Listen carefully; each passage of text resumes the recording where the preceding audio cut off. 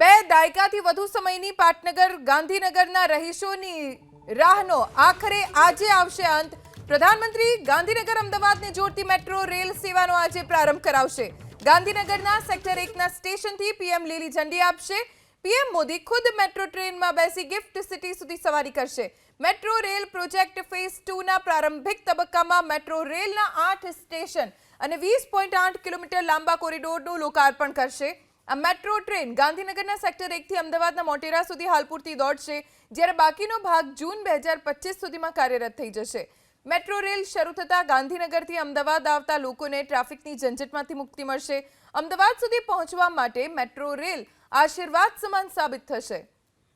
વધુ જાણકારી અમારા સંવાદદાતા હિરેન રાજગુરુ પાસેથી પ્રાપ્ત કરીશું। હિરેન, કેટલી વારમાં પ્રધાનમંત્રીનું આગમન ત્યાં થશે અને કેમ કે પ્રધાનમંત્રી આવવાના છે તો શું ખાસ તકેદારી રાખવામાં આવી રહી છે?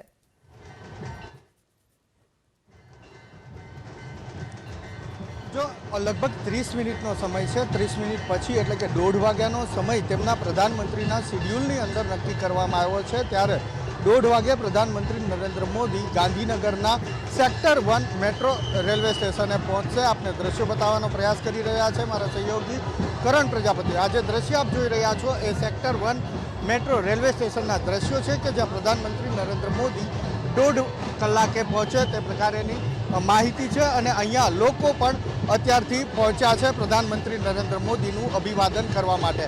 આપ દ્રશ્યની અંદર જુઓ છો એ મુજબ આ લોકો અભિવાદન કરે પ્રધાનમંત્રીનું, એ માટે અહીંયા બેરિકેડિંગ કરવામાં આવ્યું છે, કારણ કે સુરક્ષા પણ જરૂરી બાબત છે અને પ્રધાનમંત્રી નરેન્દ્ર મોદીની સુરક્ષામાં કોઈ પણ પ્રકારની ચૂક ના થાય એ માટે થઈ એક તરફ સુરક્ષાનો ચુસ્ત બંદોબસ્ત છે તો બીજી તરફ લોકો પણ પ્રધાનમંત્રીનું અભિવાદન કરી શકે અને પ્રધાનમંત્રી નરેન્દ્ર મોદી લોકોનું અભિવાદન ઝીલી શકે એ માટે કોઈ અડચણ ના આવે તેનું પણ ખાસ અહીંયા ધ્યાન રાખવામાં આવ્યું છે। ભારતીય જનતા પાર્ટીના ગાંધીનગરના હોદ્દેદારો પણ અહીંયા પહોંચ્યા છે।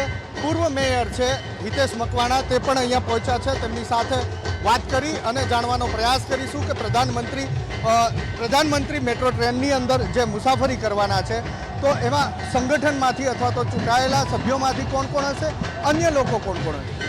આજે દેશના યશસ્વી વડાપ્રધાન માનનીય નરેન્દ્ર મોદી સાહેબ એમનો જે ડ્રીમ પ્રોજેક્ટ હતો આપણો અમદાવાદ ગાંધીનગર મેટ્રો રેલ, આજે એમના કરકમલોથી જ્યારે લોકાર્પણ થવા જઈ રહ્યું છે ત્યારે એમની સાથે અન્ય મુસાફરોની સાથે ગાંધીનગરના બંને 5 ધારાસભ્યશ્રીઓ, અમારા મેયરશ્રી, ડેપ્યુટી મેયરશ્રીની આખી ટીમ સાહેબ સાથે મેટ્રોમાં સફર કરવાની છે। અચ્છા હિતેશભાઈ, કેટલો ફાયદો થશે આ કનેક્ટિવિટીથી અમદાવાદ અને ગાંધીનગર વચ્ચેની કનેક્ટિવિટી? આજે ગાંધીનગર શહેર એટલે આપણે કહેते ગાંધીનગર કર્મચારી નગર છે।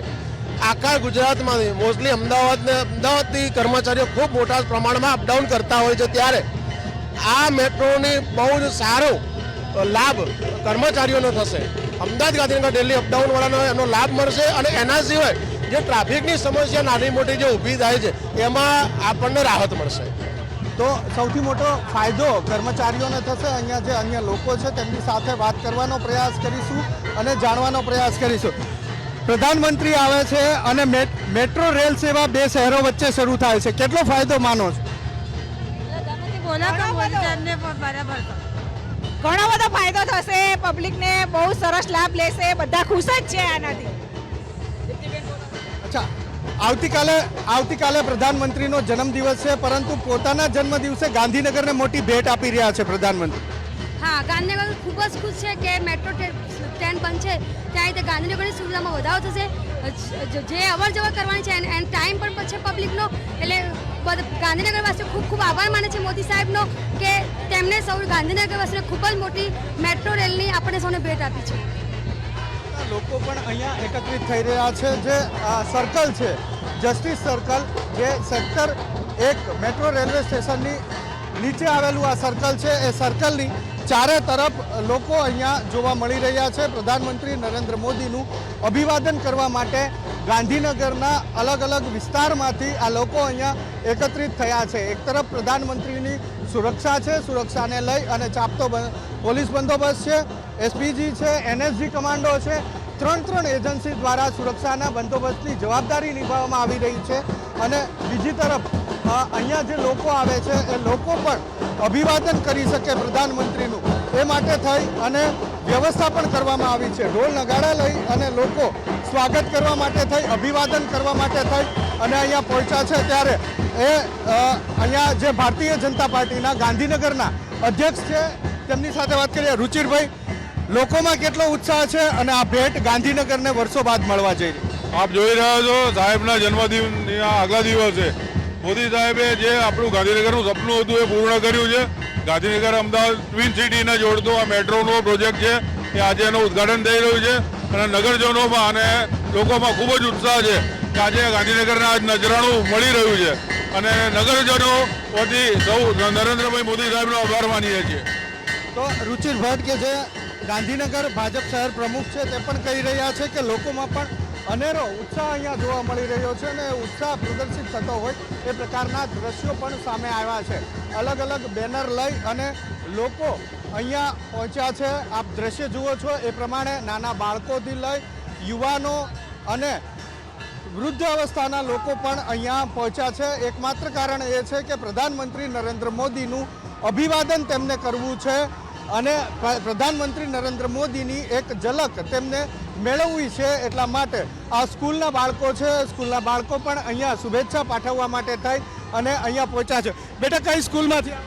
જેમ ચૌધરી જેમ ચૌધરી સ્કૂલમાંથી આવો. કેટલા બાળકો આવ્યા છે? 63 શેના માટે અહીંયા આવ્યા છો? આ નરેન્દ્ર મોદીની જન્મ જયંતિ માટે.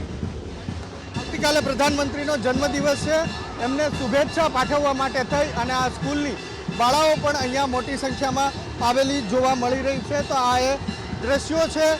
આ દ્રશ્યો સ્પષ્ટપણે જોઈ શકાય છે કે કેટલો ઉત્સાહ ગાંધીનગરની જનતામાં જોવા મળી રહ્યો છે. બંને તરફ રોડ, ચાર તરફનો રોડ છે, સર્કલ છે અને સર્કલની ચારે તરફ લોકો પ્રધાનમંત્રી નરેન્દ્ર મોદીનું અભિવાદન કરવા માટે અત્યારથી અહીંયા પહોંચ્યા છે. 1:30 વાગે પ્રધાનમંત્રી આવશે અને લગભગ 1.5 કલાકે ગાંધીનગર અમદાવાદ મેટ્રો ટ્રેન સેવાને લીલી ઝંડી આપશે, શરૂ કરાવશે અને પોતે પણ ગિફ્ટ સિટી સુધી અહીંથી મુસાફરી કરવાના છે. જેની સાથે ગાંધીનગરના 5 ધારાસભ્યો, મેયર, ડેપ્યુટી મેયર એ સિવાયના લગભગ 150 લોકો મેટ્રો ટ્રેનમાં આજે પ્રધાનમંત્રી નરેન્દ્ર મોદી સાથે મુસાફરી કરશે.